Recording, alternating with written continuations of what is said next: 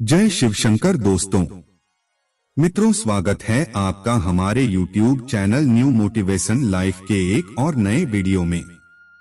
दोस्तों, कई बार आपके मन में भी ये सवाल उठता होगा कि जिस व्यक्ति के पास धन है उसे और धन मिलता है, जो सुखी है उसे और सुख मिलता है, और कई बार दुखी आदमी के जीवन में दुखी दुख आते रहते हैं।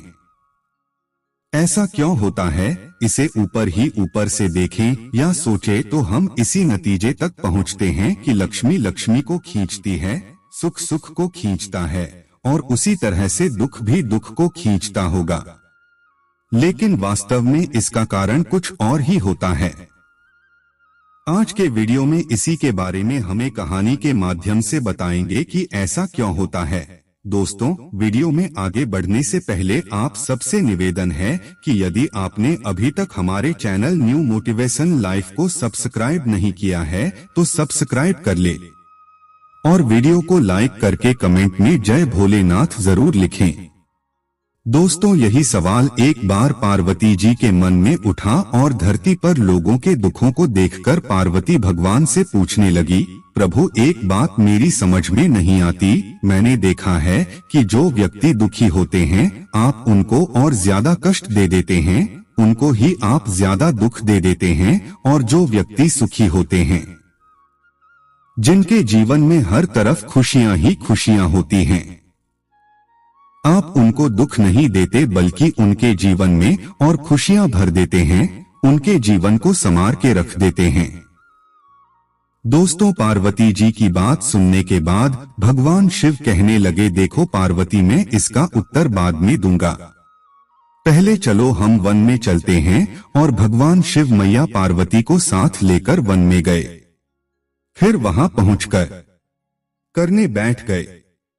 उधर पार्वती मैया रोटी बनाने के लिए कुछ ईंटों की व्यवस्था करने चली गई। फिर मैया पार्वती ने स्वादिष्ट सा भोजन बनाया और भगवान शिव ने भोजन किया। फिर शिवजी पार्वती मैया से पूछने लगे कि तुम मुझसे पूछ रही थी कि मैं सुखी व्यक्ति को सुख क्यों देता हूँ और दुखी व्यक्ति को दुखी क्यों देता हूँ, तो तुम्हारा उत्तर तुम्हारे सामने है। देखो, तुमने भी दुखी को ही दुख दिया है।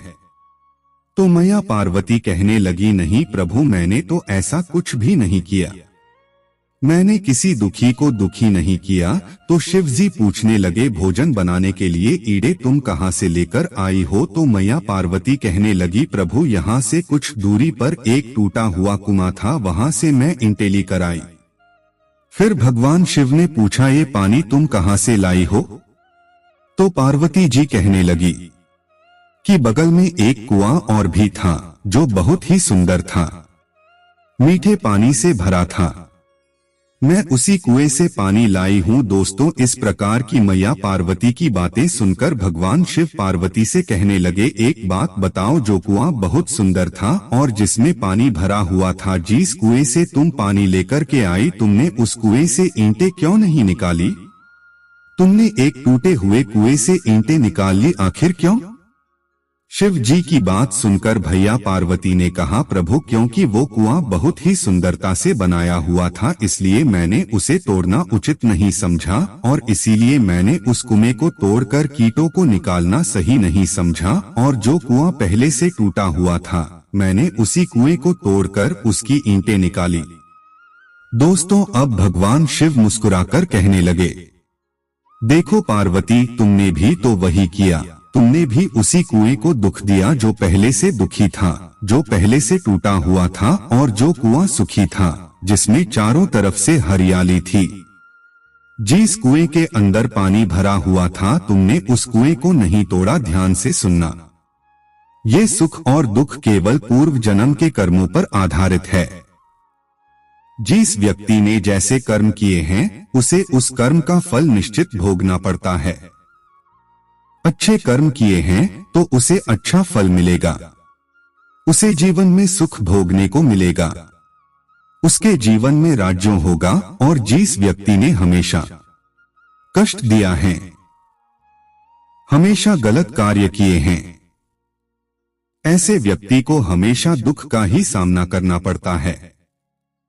उस व्यक्ति के जीवन में तब तक दुख बने रहते हैं जब तक उसके किए हुए कर्मों का उसे पूरी तरह से फल नहीं मिल जाता, और इसी प्रकार सुखी व्यक्ति को तब तक सुख मिलता है जब तक उसके द्वारा किए शुभ कर्मों का पूर्ण फल उसे नहीं मिल जाता।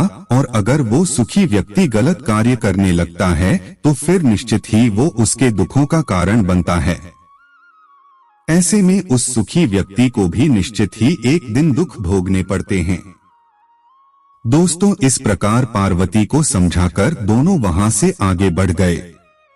अब रात बहुत हो चुकी थी, इसलिए भगवान शिव ने विचार किया कि वे दोनों रात गुजारने के लिए किसी आश्रय की तलाश करेंगे, और वे पार्वती को लेकर एक ऐसे व्यक्ति के घर पर पहुंचे जो बहुत ही धनी व्यक्ति था, जिसके यहाँ धन की कोई कमी नहीं थी। जैसे ही भगवान शिव ने उस धनी व्यक्ति का दरवाजा खटखटाया, उस आवाज को सुनकर अंदर से परिवार का मुखिया बाहर निकल कर आया। दोस्तों को धनी व्यक्ति संकीर्ण वृत्ति का था। भगवान शिव ने उस धनी व्यक्ति से आसारा मांगा और कहा कि हम दोनों आपके घर पर रात्रि को ठहरना चाहते हैं। रात्रि बहुत हो गई है, यदि आप हमें आसरा दो तो हम रात यही गुजरना चाहते हैं। दोस्तों, भगवान शिव की बात सुनकर वो धनी व्यक्ति कहने लगा, देखो मैं आपको अपने घर में नहीं ठहरा सकता, लेकिन तल घर में हमारा गोदाम है। आप चाहे तो रात वहां गुजार सकते हैं, किंतु सवेरा होते ही आपको वहां से जाना होगा। दोस्तों, भगवान शिव पार्वती के साथ तल घर में रात गुजारने के लिए मान गए और आराम करने के लिए वो तल घर में पहुंच गए। दोस्तों, तल घर की कठोर भूमि पर भगवान शिव पार्वती के साथ में विश्राम की तैयारी कर रहे थे। तभी भगवान शिव को दीवार में एक सुराग नजर आया। भगवान शिव ने उस सुराग को गौर से देखा और कुछ देर चिंतन करने के बाद भगवान शिव उस सुराग को बुझाने में जुट गए। दोस्तों, ये कार्य करते देखकर पार्वती ने सुराग को भरने का कारण जानना चाहा। तो भगवान शिव ने कहा कि चीजें हमेशा वैसी नहीं होती जैसे कि दिखती हैं। फिर सुबह होगी और भगवान शिव पार्वती को लेकर निकल गए। फिर अगली रात वे एक निर्धन किसान के घर पर आसरा मांगने पहुंचे। दोस्तों, किसान और उसकी पत्नी ने भगवान शिव और पार्वती की बड़े ही प्रेम से आवभगत की, आदरपूर्वक बैठाया। इतना ही नहीं, उनके पास में जो कुछ भी रूखा सूखा था वो उन्होंने अपने मेहमान के साथ बांटकर खाया।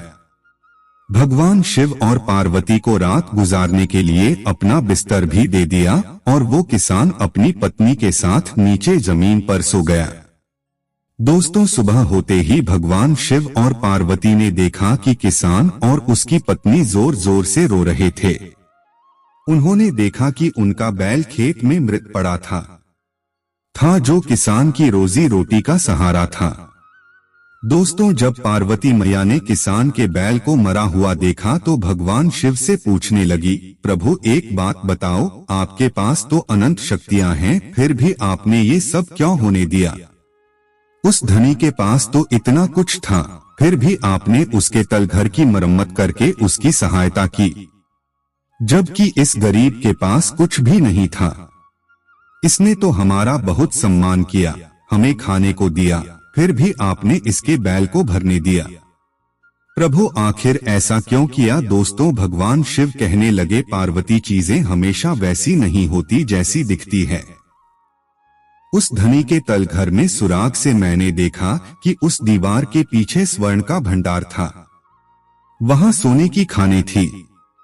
उस व्यक्ति ने पूर्व जन्म में अच्छे कार्य किए थे, इसलिए वो इस जन्म में आकर उसने सुख भोगा। उसके अपने अच्छे कर्मों का समय अब पूरा हो गया था। उसने अपने अच्छे कर्मों का सारा सुख भोग लिया है। मैंने जब देखा कि उसके तल घर के पास सोने की खाने हैं तो उसे पाने की योग्यता उस मनुष्य की अब नहीं रही। अब वही धनी व्यक्ति अपने इस जन्म में काफी लोभी और कंजूस बन गया है। दूसरों की कदर करना नहीं जानता, किसी का सम्मान करना नहीं जानता, गरीबों की मदद करना नहीं जानता। अच्छे कार्यक्रम में उसने बंद कर दिए हैं बस पार्वती। इसी कारण से मैंने उस सुराग को बंद कर दिया ताकि स्वर्ण का भंडार गलत हाथ में ना जाए। जबकि इस गरीब किसान के घर में हम इसके बिस्तर पर आराम कर रहे थे और मैंने देखा कि ये गरीब किसान पूर्व जन्म में बहुत बड़ा पापी था। इसने अपने जीवन में कभी कोई पुण्य का काम नहीं किया। इसी वजह से ये किसान इस जन्म में आकर गरीब बना और उसके जीवन में दुख पे दुख आते हैं। दोस्तों, भगवान शिव कहने लगे कि इसने अपने पूर्व जन्म के पाप कर्मों का फल पूरी तरह भोग लिया और रात्रि में इस किसान की पत्नी की मौत लिखी थी। और जब यमदूत उसके प्राण हरने आए तो मैंने उन्हें रोक दिया, क्योंकि यमदूत खाली हाथ नहीं जा सकते थे। इसलिए मैंने यमदूत को किसान के बैल के प्राण हरने के लिए कह दिया और इस प्रकार उस गरीब किसान की पत्नी के बदले उस बैल के प्राण हरकत यमराज लेकर चले गए। हमारे साथ उसने किए अच्छे व्यवहार का फल उसे उसकी पत्नी की जान बचाकर दिया, परंतु उसके पूर्वजन्म के पापों के कारण दुख तो से भुगतना ही था। वह दुख उसके बैल के मृत्यु के कारण मिला। दोस्तों, यह सुनकर पार्वती नतमस्तक हो गई। कहने लगी, प्रभु आपकी लीला तो अपरंपार है। तो दोस्तों, इस कहानी से हमें ये सीख मिलती है कि जिस प्रकार जीवन में घट रही घटनाएं हमें दिखती हैं, जरूरी नहीं है कि वैसे ही वो हो। उसके पीछे बहुत कुछ और कारण हो सकते हैं। अगर हमें दुखों का सामना नहीं करना है, हमेशा सुख ही सुख भोगना है, तो हमें अपने आप को बदलना होगा। सबसे पहले हमें अपनी सोच और अपने कर्मों को बदलना होगा। हमें हमेशा अच्छे कर्म करने होंगे, तभी हमारे ऊपर प्रभु की कृपा होगी और फिर हमारे दुखों का अंत होगा। आज के लिए बस इतना ही। दोस्तों, आशा करते हैं यह वीडियो पसंद आया होगा। आप सबसे निवेदन है कि यदि आपने अभी तक हमारे चैनल न्यू मोटिवेशन लाइफ को सब्सक्राइब नहीं किया है तो सब्सक्राइब कर ले और वीडियो को लाइक करके कमेंट में जय हर हर महादेव जरूर लिखें। दोस्तों, मिलते हैं फिर एक नए वीडियो के साथ। वीडियो को पूरा देखने के लिए बहुत बहुत धन्यवाद।